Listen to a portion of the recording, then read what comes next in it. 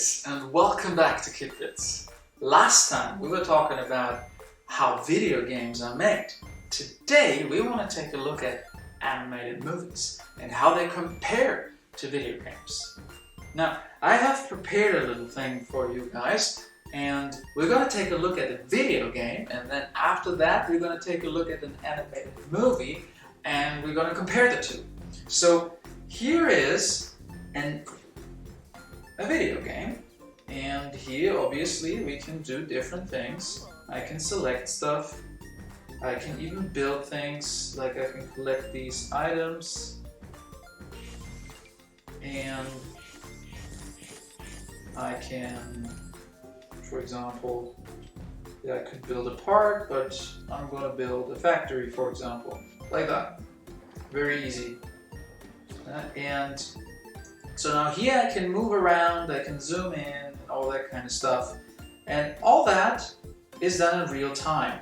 So every time I do that, the graphics card needs to recalculate the view that I am seeing.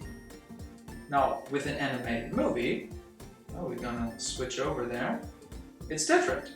I can basically just click play, and then you can see the characters move, but it's very detailed. You can see like the hair of the dog, and like it's raining, so you see all the wetness and everything. And yeah, but I can't do anything. I can't move around, I can't change the perspective of the camera, because this has already been done.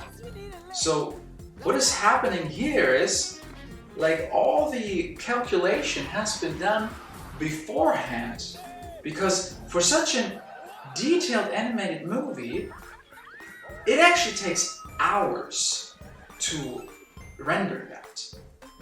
What you see in a video game, now if we switch back, which is happening in real time, like in an animated movie, this has to be done before you can show the movie, because of the detail, it just takes so long to render.